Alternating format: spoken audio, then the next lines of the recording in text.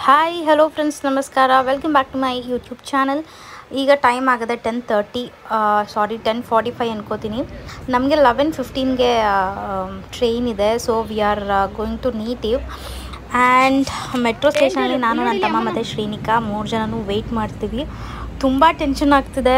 And 11:15ಗೆ train ಹೊರಡುತ್ತೆ ಮೆಜೆಸ್ಟಿಕ್ಕಿಂದ. Approximately like 20 minutes R R ನಗರಿಂದ ಮೆಜೆಸ್ಟಿಕ್ಕೆ ಅಂತ ಅಂದ್ಕೊಂಡು ತುಂಬ ಬಂಡ ಧೈರ್ಯ ಮಾಡಿಕೊಂಡು, ಪ್ಲಸ್ ತುಂಬ ಹೆದರಿಕೆ ಆಗ್ತಿತ್ತು. ಟ್ರೈನ್ ಮಿಸ್ ಆದರೆ ಏನಪ್ಪ ಅಂತ ಅಂದ್ಬಿಟ್ಟು. ಸೊ ನೀವೆಲ್ಲ ಅನ್ಕೋಬೋದು ಲೈಕ್ ರಜೆ ಎಲ್ಲ ಮುಗಿದಿದೆ, ಸ್ಕೂಲ್ ಸ್ಟಾರ್ಟ್ ಆಗಿದೆ, ಈ ಟೈಮಲ್ಲಿ ಹೋಗ್ತಾ ಇದ್ದೀನಲ್ಲ ಏನಪ್ಪ ಅಂತ ಅನ್ಕೋಬೋದು ನೀವೆಲ್ಲ. ಸೊ ಶ್ರೀನಿಕಾಗೆ ತುಂಬ ಅಂದರೆ ತುಂಬ ಮಿಸ್ ಮಾಡ್ಕೊತಾ ಇದ್ಲು ಅಜ್ಜಿ ಮನೆ. ಫಸ್ಟ್ ಥಿಂಗ್ ಏನಪ್ಪ ಅಂತಂದರೆ, ನಮ್ಮದು ಕೋಸ್ಟಲ್ ರೀಜನ್ಗೆ ಸೇರಿರುತ್ತೆ ಗೇರ್ಸೊಪ್ಪ. ಸೊ ಅಲ್ಲಿ ಹೋದರೆ ತುಂಬಾ ಸೆಕೆ ಇರುತ್ತೆ. ಸಮ್ಮರಲ್ಲಿ ಟಾಲ್ರೇಟೇ ಮಾಡ್ಕೊಳಕ್ಕಾಗಲ್ಲ, ಅಷ್ಟು ಸೆಕೆ ಇರುತ್ತೆ. ಆಮೇಲೆ ಸೆಕೆಂಡ್ ಥಿಂಗ್ ಏನಪ್ಪ ಅಂತಂದರೆ, ಅಲ್ಲಿ ಹೋದರೆ ಅವಳಿಗೆ ಯಾರೂ ಫ್ರೆಂಡ್ಸು ಕೂಡ ಇರಲ್ಲ. ಒನ್ಸ್ ದ ಸ್ಕೂಲ್ ಸ್ಟಾರ್ಟ್ಸ್ ಎಲ್ಲರೂ ಇರ್ತಾರೆ. ವೆಕೇಷನ್ಸಲ್ಲೂ ಅಷ್ಟೇ ಎಲ್ಲರೂ ಅವ್ರ ಅಜ್ಜಿ ಮನೆಗೆ ಹೋಗಿರ್ತಾರೆ. ಸೊ ವೆಕೇಷನ್ ಅಂತ ಬಂದರೆ ಶ್ರೀನಿಕಂಗೆ ಇದೊಂದು ಸ್ವಲ್ಪ ಮೈನಸ್ ಪಾಯಿಂಟೇ. ಏನಪ್ಪ ಅಂದರೆ ಲೈಕ್ ಅಜ್ಜಿ ಮನೆಗೆ ಹೋಗೋದು ಅಂತೆಲ್ಲ, ಅಲ್ಲಿ ಯಾರು ಅವಳಿಗೆ ಕಂಪನಿ ಇರಲ್ಲ.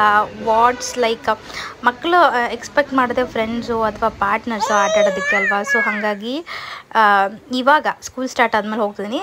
ಲೈಕ್ ಅವಳು ನರ್ಸರಿ ಇರೋದ್ರಿಂದ ನಾನೇನು ಆ ಥರ ಮೇಜರಾಗಿ ಕಳಿಸ್ಬೇಕು ಅಥವಾ ರಿಪಿಟೇಷನ್ ಕೂಡ ಇದೆ. ಸೊ ಲಾಸ್ಟ್ ಟೈಮ್ ಅವಳಿಗೆ ನರ್ಸರಿಗೆ ಹಾಕಿದ್ದೆ, ಈ ಸತಿನೂ ನಾನು ನರ್ಸರಿಗೆ ಅವಳನ್ನ repetition ಮಾಡಿಸ್ತಿದ್ದೀನಿ.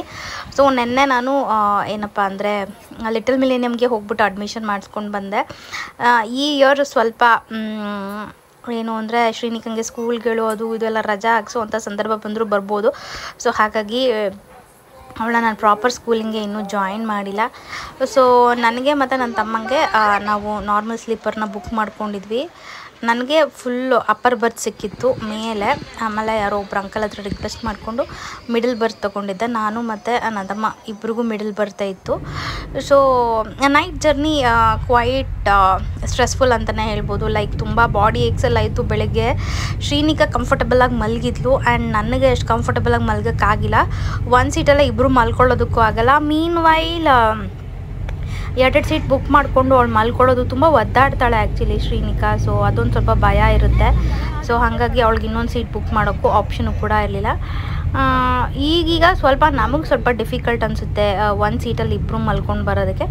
It's okay, one day we can take rest another day ಅಂತ ಅಂದ್ಕೊಂಡು ಹೋದ್ವಿ.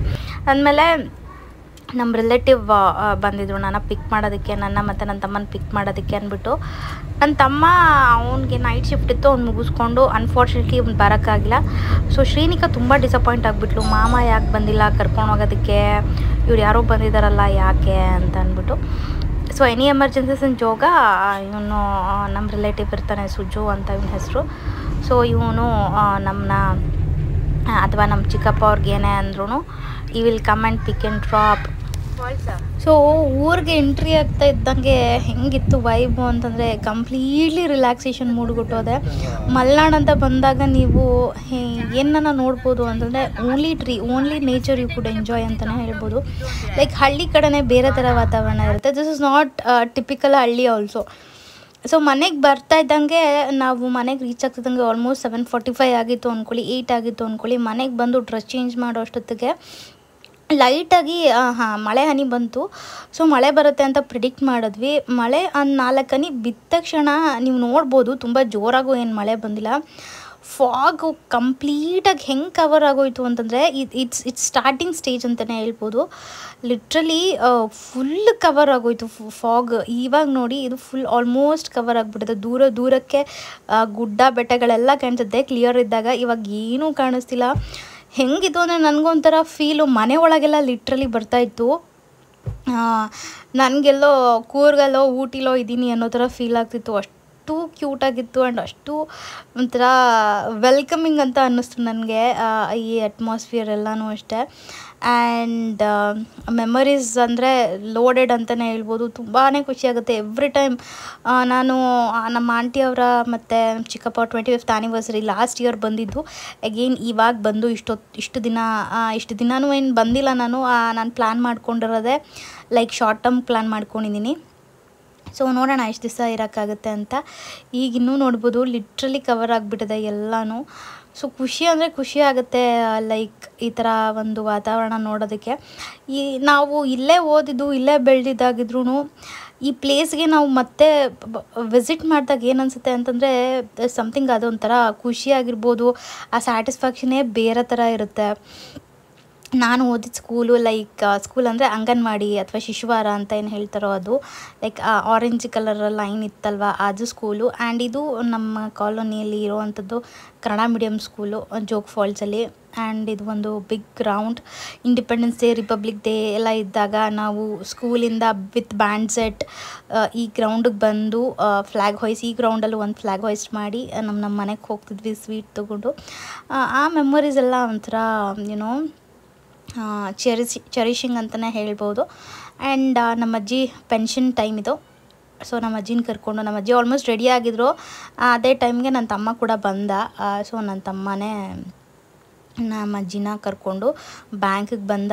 ಸೊ ನಮ್ಮ ಅಜ್ಜಿ ಮಂತ್ಲಿ ಇದು ಒಂದು ರೊಟೀನು, ನಮ್ಮ ಅಜ್ಜಿಗೆ ಬಂದು ಪೆನ್ಷನ್ ತೊಗೊಂಡು ಆಮೇಲೆ ಅಲ್ಲಿಂದ ಮತ್ತೆ ಕಾರ್ಗಿಲ್ಗೆ ಹೋಗಿ, ಕಾರ್ಗಿಲಲ್ಲಿ ಅಜ್ಜಿಗೆ ಏನೇನು ಬೇಕು ಲೈಕ್ ಟ್ಯಾಬ್ಲೆಟ್ಸ್ ಆಗಿರ್ಬೋದು ಅಥವಾ ಅವ್ರಿಗೆ ಬೇಕಾಗಿರೋ ಅಂಥ ಲೈಕ್ ಏನೇ ಇರ್ಬೋದು ಅವ್ರಿಗೆ ರಿಕ್ವೈರ್ಮೆಂಟ್ಸ್, ಮಂತ್ಲಿ ರಿಕ್ವೈರ್ಮೆಂಟ್ಸ್ ಏನಿರುತ್ತೋ ಅದನ್ನೆಲ್ಲ ತೊಗೊಂಡು ಹೋಗ್ತಾರೆ. ಇದು ಒಂದು ಅವ್ರ ಮಂತ್ಲಿ ರೊಟೀನು. ಸೊ ನಮಗೂ ಒಂದು ಯೂಶ್ವಲಿ ಯಾರು ಅಜ್ಜಿದಿರ್ಗೆ ಅಥವಾ ಅಜ್ಜಿನ ಕರ್ಕೊಂಡು ಹಿಂಗೆ ಹೋಗಲ್ಲ, ನಾನಂತೂ ಯಾವಾಗಲೂ ಹೋಗಿಲ್ಲ. ನನಗೇನೋ ಒಂಥರ ಸ್ಯಾಟಿಸ್ಫೈಯಿಂಗ್ ಅನ್ನಿಸ್ತು, ನಮ್ಮ ಅಜ್ಜಿನ ಕರ್ಕೊಂಡು ಇಲ್ಲೆಲ್ಲ ಬಂದ್ವಿ ಮಾಡಿದ್ವಿ ಅಂತ. ನಾವು ಎಷ್ಟೇ ಎಜುಕೇಟೆಡ್ಸ್ ಇರ್ಬೋದು ಅಥವಾ ನಾವು ಏನೇ ಮಾಡ್ಬೋದು ಅಥವಾ ನಾವು ಯಾವ ಥರನೇ ಸಪೋರ್ಟ್ ಕೊಡ್ಬೋದು, ಬಟ್ ಈ ಥರ ಬ್ಯಾಂಕ್ ಕೆಲಸ ಆಗಿರ್ಬೋದು ಅಥವಾ ಬೇರೆ ಈ ಥರ ಎಲ್ಲ ವಿಚಾರಗಳಂತ ಬಂದರೆ ಅವರು ಆ ಕೆಲಸನ ಸೆಲ್ಫಾಗಿ ಅಥವಾ ಇಂಡಿಪೆಂಡೆಂಟಾಗಿ ಮಾಡ್ಕೋತಾರಲ್ವ, ಅದು ಒಂದು ಏನೋ that is a very good feel ಅಂತಲೇ ಹೇಳ್ಬೋದು. ಆ ಒಂದು attitude like they are taking pension. ಆಮೇಲೆ ನಿನ್ಗೇನಾದರೂ ಬೇಕಾ ಅಂತ ಕೇಳೋದಾಗಿರ್ಬೋದು, ನೀನೇನು ತಗೋತೀಯೋ ತಗೋ ಅಂತೆಲ್ಲ ಹೇಳೋದು, ಅದೊಂಥರ ಖುಷಿ ಅನಿಸುತ್ತೆ. If they give 50 rupees or if they give 100 rupees which is more satisfying ಅಂತ ಅನಿಸುತ್ತೆ ನಮಗೆ. ಕೆಲವೊಂದು ಸಲ ಅನಿಸ್ತಿತ್ತು ಲೈಕ್ ನಮ್ಮ ಅಜ್ಜಿಗೆಲ್ಲ ನಾನು ಹೇಳ್ತಿದ್ದೆ, ಅಂದರೆ ಅಮ್ಮಮ್ಮ ಅಥವಾ ನಮ್ಮಮ್ಮ ನಮ್ಮಂಗೆಲ್ಲ ಹೇಳ್ತಿದ್ದೆ, ಅಜ್ಜಿ ಇವಾಗ 100 ರೂಪಾಯಿಗೆ ಏನೂ ಬರೋಲ್ಲ, ದುಡ್ಡು ಕೊಡು ಅಂತೆಲ್ಲ ನಮ್ಮಮ್ಮನ ಹತ್ರ ತುಂಬ ಅಂದರೆ ತುಂಬ ನಾವು ನಕರ ಮಾಡಿದ್ವಿ. ಬಟ್ ಸ್ಟಿಲ್ ಈ ಮೂಮೆಂಟಲ್ಲಿ ಇವರು ನಮ್ಮ ಅಪ್ಪನ ಅಮ್ಮ. ಸೊ ನಮ್ಮ ಅಜ್ಜಿನ ನಾನು ತುಂಬ ಮಿಸ್ ಮಾಡ್ಕೊತಿದ್ದೀನಿ. ಆ್ಯಂಡ್ ನಮ್ಮ ಅಜ್ಜಿ ಕೆಲಸಗಳನ್ನೆಲ್ಲ ಮುಗಿಸ್ಕೊಂಡು ನಾವು ಮನೇಲಿ ಮಧ್ಯಾಹ್ನ ಚಿಕನ್ ಮಾಡಿದ್ರು ನಮ್ಮ ಆಂಟಿ, ಊಟ ಎಲ್ಲ ಮುಗಿಸ್ಕೊಂಡು ನಾವಿವಾಗ we are heading to ಗೇರ್ಸಪ್ಪ. Shrinika ತುಂಬ ಸ್ಲೀಪಿ ಮೂಡಲ್ಲಿದ್ಲು, ಬಿಕಾಸ್ ಒಂದು ಹಾಫ್ ಆನ್ ಅವರ್ ಮಲಗಿದ್ಲು ಅಷ್ಟೇ. ಟ್ರೈನ್ ಜರ್ನಿ ಅಲ್ವಾ, ತುಂಬಾ ಬಾಡಿ ಪೇಯ್ನ್ ಆ ಥರದ್ದೆಲ್ಲ ಇರುತ್ತೆ. ಸೊ ಶ್ರೀನಿಕಾ ಲಿಟ್ರಲಿ ಟಯರ್ಡ್ ಆಗಿದ್ಲು. ಆ್ಯಂಡ್ ನಾನು ಅವಳಿಗೆ ಬಂದ ತಕ್ಷಣ ಸ್ನಾನ ಕೂಡ ಮಾಡಿಸಿಲ್ಲ. ಸ್ಕೆಚ್ ಪೆನ್ಸ್ ಎಲ್ಲ ಇತ್ತು ಮನೇಲಿ, ಅದರಲ್ಲೆಲ್ಲ ಮುಖಕ್ಕೆ ಕೈಗೆ ಬಾಡಿ ಫುಲ್ ಕಲರಿಂಗ್ ಮಾಡ್ಕೊಂಬಿಟ್ಟಿದ್ಲು ಅವಳು. ಈಗ ಲೈಕ್ ಮಲೆನಾಡಿಂದ ನಾವು we are going to coastal region. ಇಲ್ಲಿನ ವೆದರೇ ಬೇರೆ, ಮಲೆನಾಡು ವೆದರೇ ಬೇರೆ. At the same time coastal region ವೆದರೇ ಬೇರೆ ಥರ. ಹೆಂಗಪ್ಪ ಅಂದರೆ ಅಲ್ಲಿ ಸ್ವಲ್ಪ ಹೀಟು, ಸೆಕೆ ಈ ಥರದ್ದೆಲ್ಲ ಜಾಸ್ತಿ ಇರುತ್ತೆ ಕೋಸ್ಟಲ್ ರೀಜನಲ್ಲಿ. ಅಲ್ಲೇ ಬೇರೆ ಥರ ಒಂಥರ ನಾವು ಕಾಮಾಗಿದ್ರೂ ಕಾಮಾಗಿರೋಕ್ಕಾಗಲ್ಲ, ಅಷ್ಟು ಒಂಥರ ಆ ಸೆಕೆ ಆಗಿರ್ಬೋದು ಅದೊಂಥರ ತುಂಬ ಇರಿಟೇಟಿಂಗ್ ಕಾಸ್ ಮಾಡ್ತಿರುತ್ತೆ. ಬಟ್ ಸ್ಟಿಲ್ ತಮ್ಮ ನಮ್ಮಮ್ಮ ಅಲ್ಲಿರೋದ್ರಿಂದ ಹೋಗಲೇಬೇಕಾಗುತ್ತೆ. ಆ್ಯಂಡ್ ಶ್ರೀನಿಕಾ ತುಂಬ ನೆನಪು ಮಾಡ್ಕೊತಿದ್ಲು, ಗೇರ್ಸೊಪ್ಪ ಹೋಗಬೇಕು ಅಂತ. ಸೊ ಅದೇ main reason. And second thing ಏನಪ್ಪ ಅಂದರೆ ಜೋಗ್ ಫಾಲ್ಸ್ ಸುತ್ತಮುತ್ತ ಎಲ್ಲ ತುಂಬ ರೆನೋವೇಷನ್ ವರ್ಕ್ಸ್ ಎಲ್ಲ ನಡೀತಿದೆ, ರೀಕನ್ಸ್ಟ್ರಕ್ಷನ್ನು, ರೆನೋವೇಷನ್ಸು ಎಲ್ಲ ನಡೀತಾ ಇದೆ. ಐ ಡೋಂಟ್ ನೋ, ಏನೋ ಮಾಡ್ತಿದ್ದಾರೆ, ಬಟ್ ಇದನ್ನೆಲ್ಲ ಯಾವಾಗ ಕಂಪ್ಲೀಟ್ ಮಾಡ್ತಾರೆ ಆ್ಯಂಡ್ ಇದನ್ನೆಲ್ಲ ಹೆಂಗೆ ಮೇಂಟೈನ್ ಮಾಡ್ತಾರೆ ಅನ್ನೋದು ಗೊತ್ತಿಲ್ಲ. ಆ್ಯಂಡ್ ಮೀನ್ ವೈಲ್ ನನ್ನ ಫ್ರೆಂಡ್ ಒಬ್ಬಳು ಕೂಡ ಸಿಕ್ಕಿದ್ಲು, ಬಟ್ ಅವಳೇನೋ ಅರ್ಜೆಂಟ್ ಕೆಲಸ ಇದೆ ಅಂತ ಅಂದ್ಬಿಟ್ಟು ನಾವಿಬ್ಬರು ಮಾತಾಡೋದಕ್ಕೂ ಆಗಿಲ್ಲ ಕರೆಕ್ಟಾಗಿ. ಸೊ ಮಧ್ಯಾಹ್ನ ಸಿಗ್ತೀನಿ ಅಂತ ಅಂದ್ಲು, ಅಷ್ಟೊತ್ತಿಗೆ ನಾವು ಹೊರಟುಬಿಟ್ಟಿದ್ವಿ. ಸೊ ನಾವು ಇವಾಗ ನಮ್ಮ ಮನೆಗೆ ಅಂದರೆ ಗೇರ್ಸೊಪ್ಪಾಗಿ ರೀಚ್ ಆದ್ವಿ. ಫ್ರೆಶ್ ಆಗಿ ಬಿಸಿ ನೀರಲ್ಲಿ ಸ್ನಾನ ಎಲ್ಲ ಮಾಡಿಕೊಂಡು ನಮ್ಮ ಮಮ್ಮಿ ಫಿಶ್ ರೆಡಿ ಮಾಡಿದರು. ಇದು ಯಾವುದೋ ರಾಣಿ ಮೀನಂತೆ. ಸೊ ಇಲ್ಲಿ ಫಿಶ್ ಫ್ರೆಶ್ ಆಗಿ ಸಿಗುತ್ತೆ ಕಂಪೇರ್ ಟು ಬ್ಯಾಂಗ್ಳೂರು. ನಾನು ಪ್ರೀವಿಯಸ್ ವ್ಲಾಗಲ್ಲೇ ಹೇಳ್ದಂಗೆ ನಾವು ಅಲ್ಲೆಲ್ಲ ಫಿಶ್ ತಿನ್ನಲ್ಲ. ಸೊ ಡಿಫ್ರೆಂಟ್ ವೆರೈಟೀಸ್ ಆಫ್ ಫಿಶ್ನ ನಾವಿಲ್ಲೇ ತಿನ್ನೋದು. ಸೊ ನನ್ನ ರೊಟೀನ್ ಕೇಳಿದ್ರಿ ತುಂಬ ಜನ. ನನ್ನ ರೊಟೀನ್ ಏನೂ ಇಲ್ಲ ಮೇಜರಾಗಿ, ಲೈಕ್ ಅನ್ನ ಒಂದು ಸ್ವಲ್ಪ ಮಾಮೂಲಿ ಮನೇಲಿ ಏನು ಮಾಡಿರ್ತಾರೋ ಅದೇ ಸಾಂಬಾರು, ಅದ್ರ ಜೊತೆಗೆ ಒಂದು ಸ್ವಲ್ಪ ತುಪ್ಪ ಹಾಕ್ಕೊತೀನಿ. ಅದ್ರ ಜೊತೆಗೆ ನೆಂಚ್ಕೊಳ್ಳೋದಕ್ಕೆ ಫಿಶ್ ಫ್ರೈ ಅಥವಾ ಬೇರೆ ಏನಾದರೂ ವೆಜಿಟೇಬಲ್ಸು, ಫ್ರೂಟ್ಸ್ ಆ ಥರದ್ದು ಏನಾದರೂ ಇದ್ದರೆ ಇನ್ಕಾರ್ಪೊರೇಟ್ ಮಾಡ್ಕೋತೀನಿ. ತುಂಬ ಸಿಂಪಲ್ಲಾಗಿರುತ್ತೆ ನನ್ನ ಒಂದು ಪ್ಲೇಟು. ಲೈಕ್ ಏನಂದರೆ ಇದು ಫಿಶ್ ಫ್ರೈ ಮಾಡಿರೋದು. ನೀವು ಯಾರೆಲ್ಲ ಫ್ರೈಡ್ ಐಟಮ್ ತಿಂತೀರಾ, ಚಿಕನ್ ಐಟಮ್ ತಿಂತೀರಾ, ನಾನ್ ವೆಜ್ ಎಲ್ಲ ತಿಂತೀರಾ ಅಂತ ಕೇಳಿದ್ರಿ. ಸೊ ಎಲ್ಲರಿಗೂ ಅಷ್ಟೇ ಎಸ್, ನಾನು ಎಲ್ಲನೂ ತಿಂತೀನಿ, ನನಗಂತ ಮೇಜರಾಗೇನು ಕಾಸ್ ಆಗೋಲ್ಲ. ಆ್ಯಂಡ್ ನಿಮ್ಗೇನಾದ್ರು ಆ ಥರ ಇರಿಟೇಷನ್ ಅಂತ ಅನ್ನಿಸಿದ್ರೆ better you can eat in the noon time, ಓಕೆನಾ. 3 ಹೊತ್ತು ಹೆವಿ ಮೀಲ್ ತಿನ್ನೋಕ್ಕಾಗದೇ ಇದ್ರೂ ಮಧ್ಯಾಹ್ನ ನೀವೇನಾದರೂ ತಿನ್ಬೋದು. I had 2 fish, okay, 2 fish fry ನಾನು ತಿಂದಿದ್ದು ನೈಟ್ ಡಿನ್ನರ್ಗೆ. ಊಟ ಆದಮೇಲೆ ಮಾಮೂಲಿ ನನ್ನ ರೂಟೀನ್ ಏನಪ್ಪ ಅಂದರೆ ವಾಕಿಂಗ್ ಇರುತ್ತೆ.